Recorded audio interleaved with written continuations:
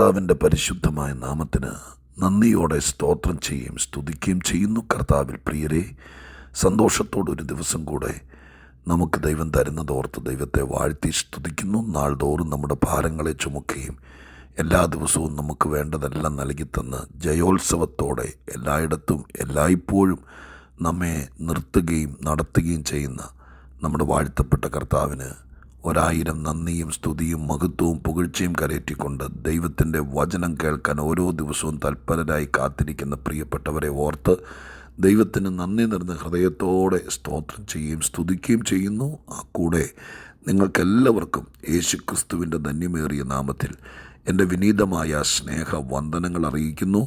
കർത്താവിൻ്റെ രക്ഷിതാവുമായിരിക്കുന്ന നമ്മുടെ ദൈവം മുഖാന്തരം നമുക്ക് തന്ന എല്ലാ നന്മകൾക്ക്, ആഴമേറിയ ആത്മീക ചിന്തകൾക്ക്, വചനത്താൽ നമ്മെ ധൈര്യപ്പെടുത്തുന്നതിന്, ബലം തന്നും കൃപ തന്നും നമ്മെ തുണയ്ക്കുന്നതിന് കർത്താവിനോട് ഒരുപാട് നന്ദിയും സ്തോത്രവും സ്തുതിയും മഹത്വവും കരയറ്റിക്കൊണ്ട് ഇന്ന് നാം ഒരുമിച്ച് ചിന്തിപ്പാൻ ആഗ്രഹിക്കുന്ന ആത്മീക ചിന്തയ്ക്ക് ആധാരമായ വേദഭാഗം ശൗമേലിൻ്റെ പുസ്തകത്തിൽ നിന്ന് ഞാൻ നിങ്ങളെ വായിച്ചു കേൾപ്പിക്കാൻ ആഗ്രഹിക്കുന്നു.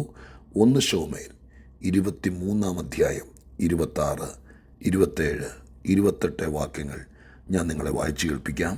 1 ശൗമേൽ 23-ാം അധ്യായം 26 മുതൽ 28 വരെ.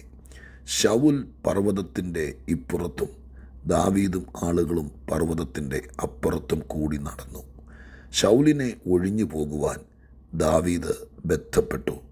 ശൗലും പടജനവും ദാവീദിനെയും അവൻ്റെ ആളുകളെയും വളഞ്ഞു പിടിപ്പാൻ അടുത്തു. അപ്പോൾ ശൗലിൻ്റെ അടുക്കൽ ഒരു ദൂതൻ വന്നു. ക്ഷണം വരണം, ഫിലിസ്ത്യർ ദേശത്തെ ആക്രമിച്ചിരിക്കുന്നു എന്ന് പറഞ്ഞു. ഉടനെ ശൗൽ ദാവീദിനെ പിന്തുടരുന്നത് വിട്ടു ഫിലിസ്ത്യരുടെ നേരെ പോയി. പ്രിയപ്പെട്ടവരെ, ദാവീദും ശൗലും തമ്മിൽ ദീർഘകാലം വലിയ പോരാട്ടം ശൗലിൻ്റെ അകത്ത് കയറിയ അസൂയ കൊണ്ട് ഏകദേശം ബൈബിൾ നമുക്ക് തരുന്ന കണക്കനുസരിച്ചൊരു 13 വർഷത്തോളത്തോളം ശൗല് ദാവീദിനെ വീട്ടിൽ കിടത്തി ഉറക്കാതെ കാട്ടിലൂടെ ഇട്ട് ഓടിച്ച് പല പ്രാവശ്യം തിപ്പി വാക്യത്തിൽ കാണുന്നത് പോലെ ദാവീദും ശൗലുമായിട്ട് മുഖാമുഖം കൂട്ടിമുട്ടിയ പല സന്ദർഭങ്ങൾ തിരുവെഴുത്തിനകത്ത് കാണാൻ കഴിയുന്നുണ്ട്. ഈ വാക്യത്തിൽ പറഞ്ഞിരിക്കുന്നത് വശൗലും പടജനവും ദാവീദിനെയും കൂട്ടരെയും വളഞ്ഞ് അവരെ പിടിക്കാൻ വേണ്ടി ഏറ്റവും അടുത്തു വന്നു. ഇങ്ങനെ പിടിക്കാനും ഇല്ലാതാക്കാനും നശിപ്പിക്കാനും വേണ്ടി പല പ്രാവശ്യം സായുധധാരികളായിരിക്കുന്ന ശൗലും അവൻ്റെ പട്ടാളവും കൂടി ദാവീദ് പാർത്തിരുന്ന സ്ഥലത്തെ ദാവീദിനെ വളഞ്ഞടുത്ത് വന്നിട്ടുണ്ട്. പക്ഷെ ആശ്ചര്യമായി തോന്നുന്നത്, ഒരു പ്രാവശ്യം പോലും ദൈവം ദാവീദിനെ തൊടാൻ അടുത്ത് വന്നെങ്കിലും കയ്യെത്തി തൊടാൻ ദൈവമായ കർത്താവ് അനുവദിച്ചിട്ടില്ല. ഇതിനൊക്കെയാണ് നാം ദൈവത്തിൻ്റെ വിശ്വസ്തത എന്ന് പറയുന്നത്. ഒരുവനെക്കുറിച്ച് ദൈവമായ കർത്താവിന് വളരെ പദ്ധതിയും പ്ലാനും ഹൃദയത്തിനകത്തുണ്ടെങ്കിൽ അവൻ്റെ മുമ്പിൽ പ്രശ്നമുണ്ടാക്കുന്നവർ ആ ദൈവിക പദ്ധതിയെ പൊളിച്ചു കളയാൻ വേണ്ടി ശക്തമായ ആയുധങ്ങൾ കയ്യിലേന്തി അടുത്തു വന്ന് ഒരു കയ്യെത്താവുന്ന ദൂരത്ത് വരെ വന്നേക്കാം. പക്ഷേ കൈ തൊടാൻ അനുവദിക്കാത്തൊരു ദൈവം, അത് കാട്ടിലാണെങ്കിലും വീട്ടിലാണെങ്കിലും നമ്മോട് കൂടെ ഉണ്ടെങ്കിൽ നാം സധൈര്യം ദൈവത്തിൻ്റെ സന്നിധാനത്തിൽ നിന്ന് കർത്താവിലേക്ക് നോക്കി ദൈവത്തെ പുകഴ്ത്തിക്കൊള്ളണം. കാരണം തൊടാൻ നോക്കിയിട്ട് പലവട്ടം ശൗല് നോക്കിയിട്ട് നടന്നില്ല. ഞാൻ പലപ്പോഴും വിചാരിച്ചിട്ടുണ്ട്, ശൗലിൻ്റെ മകൻ യോനാഥാൻ എത്രയോ പ്രാവശ്യം കാട്ടിൽ ചെന്ന് ദാവീദിനെ കണ്ടിട്ടുണ്ട്. മറ്റു പലരും ദാവീദിനെ തേടിച്ചെന്നവർ കാട്ടിൽ കണ്ടിട്ടുണ്ട്. പക്ഷെ ഒരു പ്രാവശ്യം പോലും ശൗല് അതിനു വേണ്ടി കണ്ണിൽ എണ്ണയൊഴിച്ച് ഇറങ്ങി തിരിച്ചിട്ടും കണ്ടിട്ടില്ല, തപ്പി നടന്നിട്ടും കണ്ടിട്ടില്ല. അതിനർത്ഥം ദൈവം ഒരുവനെ മറച്ചാൽ, ദൈവം ഒരുവനെ കരുതിയാൽ, ദൈവത്തിൻ്റെ കൈകളിൽ മറച്ചാൽ പിന്നെ ആർക്കും തൊടാനും പിടിക്കാനും കണ്ടെത്താനും ഒന്നും ഇടയായി തീരത്തില്ല എന്നുള്ളത് നാം നന്നായി ഗ്രഹിച്ചോളണം. ഞാൻ ഇന്ന് ആർക്കോ വേണ്ടി പറയുക, വളയാനും ഒതുക്കാനും ഇല്ലാതാക്കാനും പിടിച്ചുകൊണ്ട് പോകാനും നശിപ്പിച്ച് കളയാനും ഉന്നം വെച്ച് ചുറ്റി നടക്കുന്ന പല ശക്തികളും നിനക്കെതിരെ കണ്ടേക്കാം. പക്ഷെ ഇന്ന് ദൈവത്തിൽ അടിയുറച്ച് വിശ്വസിക്കണം. കയ്യെത്താവുന്ന ദൂരത്തടുത്ത് വന്നാലും തൊടാൻ സമ്മതിക്കാത്ത, പിടിക്കാൻ സമ്മതിക്കാത്ത നിന്നെയോ നിൻ്റെ കുടുംബത്തെയോ നിൻ്റെ തലമുറയെയോ പിടിച്ചുകൊണ്ട് പോകാൻ, ഒതുക്കിക്കളയാൻ, നശിപ്പിച്ച് കളയാൻ, കൂമ്പടപ്പിച്ച് കളയാൻ എത്ര ശക്തമായി പോരാടിയാലും, അടുത്തു വന്നു പിടിച്ചു എന്ന് തോന്നിയാലും തൊടാൻ അനുവദിക്കാത്തൊരു ദൈവം നമുക്കുള്ളത് കൊണ്ട് ദൈവസന്നിധിയിൽ സധൈര്യം ബലപ്പെട്ട് കൃപയിൽ താണിരുന്ന് അനുഗ്രഹിക്കപ്പെട്ടവരായി ജീവിപ്പാൻ ദൈവം നിങ്ങളെ നിർബന്ധിക്കുന്നു. ധൈര്യപ്പെടുക. വളഞ്ഞേക്കാം, പിടിക്കാൻ നോക്കിയേക്കാം, പിടിച്ചു എന്ന് തോന്നിയേക്കാം, പക്ഷേ കർത്താവ് സമ്മതിക്കത്തില്ല കേട്ടോ. ഇന്ന് ചിന്തിക്കാൻ ആഗ്രഹിക്കുന്ന ഏറ്റവും പ്രധാനപ്പെട്ട വിഷയം ആ ഭാഗത്തെ ഒരു കൊച്ചു വാചകമാണ്. പർവ്വതത്തിനപ്പുറത്തും പർവ്വതത്തിനിപ്പുറവുമായിട്ട് ദാവീദും ആളുകളും ശൗലും പട്ടാളവും വന്നു, അടുത്തടുത്ത് വന്നു. ഇതിനിടയിൽ ശൗലിനെ ഒഴിഞ്ഞു പോകാൻ ദാവീദ് ബന്ധപ്പെട്ടു എന്നൊരു വാക്കുണ്ട്. ശൗലിനെ ഒഴിഞ്ഞു പോകാൻ ദാവീദ് ബന്ധപ്പെട്ടു. നേർക്ക് നേർക്കേറി മുട്ടാം, വേണമെങ്കിൽ ഒരു യുദ്ധത്തിന് നിൽക്കാം.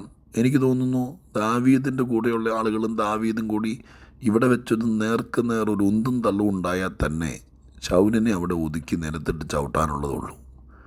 അങ്ങനെ പലവട്ടം കൈ കിട്ടിയിട്ടുമുണ്ട്. ദാവീദ് കൂടെ നിൽക്കുന്നവർ ഇവനെ തീർത്തേക്കട്ടെ എന്ന് ചോദിച്ചിട്ട് വേണ്ടെന്ന് പറഞ്ഞിട്ടുമുണ്ട്.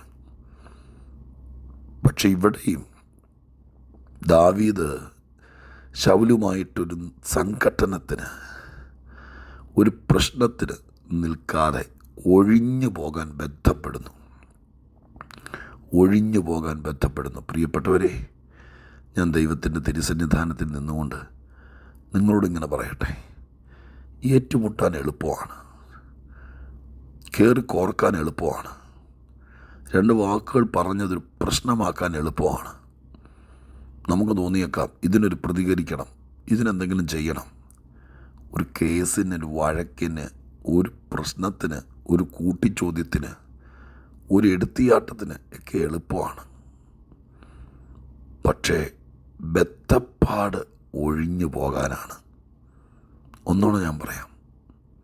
എടാ വാടാ വിളിച്ച് വട്ടം കയറി നിന്ന് എന്നാൽ കാണിച്ചു തരണമെന്ന് പറഞ്ഞ് ഏത് പള്ളിമുറ്റത്താണെങ്കിലും പള്ളി അകത്താണെങ്കിലും നിന്നുകൊണ്ട് ഷർട്ടിൻ്റെ കോളറിൽ കയറി പിടിക്കാൻ, നമ്മുടെ ഭാഷ പറഞ്ഞാൽ കുത്തിരി പിടിക്കാൻ, പ്രശ്നമാക്കാൻ, ബഹളമാക്കാൻ എളുപ്പമാണ്. വലിയ പാടൊന്നുമില്ല, എളുപ്പമാണ്. ഞാൻ 10 വട്ടം ചിന്തിച്ചിട്ടാണിത് പറയുന്നത്. പക്ഷേ പുരുഷത്വത്തിൽ, ചോരത്തിളപ്പിൽ, ആഠ്യത്വത്തിൽ, ആണത്തത്തിലൊക്കെ ജീവിക്കുന്നവർക്ക് ചില വിഷയത്തിൽ നിന്ന് ഒഴിഞ്ഞു പോകാൻ, അതിനാണ് ബദ്ധപ്പാട്. മിണ്ടാനല്ല പാട്, മിണ്ടാതിരിക്കാനാണ് പാട്. സത്യമാണ് ഈ പറയുന്നത്. ഒരു കേസിന് എളുപ്പമാണ്, ഒരു വക്കീലിനെ വിളിക്കാൻ എളുപ്പമാണ്. രണ്ടുപേരെയും കൂട്ടിക്കൊണ്ട് ചെന്നിട്ട് ആ മുറ്റത്ത് ചെന്നിട്ട് 4 വാക്ക് പറയാൻ എളുപ്പമാണ്.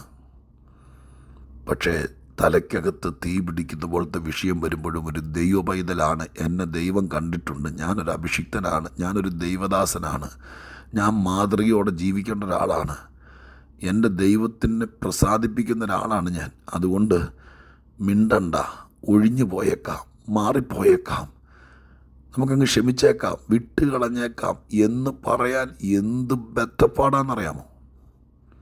ഭയങ്കര ബദ്ധപ്പാടാണ്. പക്ഷെ ഒരു കാര്യം ഞാൻ പറയാം, ബദ്ധപ്പാടാണെങ്കിലും ദൈവത്തെ ഭയപ്പെട്ട്, ദൈവത്തെ വിചാരിച്ച്, ദൈവം നമുക്ക് തന്നിരിക്കുന്ന പദവി എന്താണെന്നറിഞ്ഞ് ആ പദവിയുടെയും നമുക്ക് വേണ്ടി ദൈവം മുടക്കിയ വിലയുടെയും നമുക്ക് ദൈവം തന്ന കൃപയുടെയും വിലയറിഞ്ഞ് ചില കാര്യങ്ങളിൽ നിന്ന് ഒഴിഞ്ഞു പോകാൻ, ചില ഏറ്റുമുട്ടലുകൾ, ചില വഴക്കുകൾ, ചില പ്രശ്നങ്ങൾ, ചില കാര്യങ്ങളിൽ നിന്ന് ഒഴിഞ്ഞു പോകാൻ നീ ബന്ധപ്പെടുന്നത് കാണുമ്പോൾ ദൈവമായ കർത്താവ് കയ്യും കെട്ടിയിരിക്കില്ല. കർത്താവ് സഹായിക്കും. ഇവിടെ എന്താ സംഭവിച്ചേ? ദാവീദ് ബന്ധപ്പെടുക.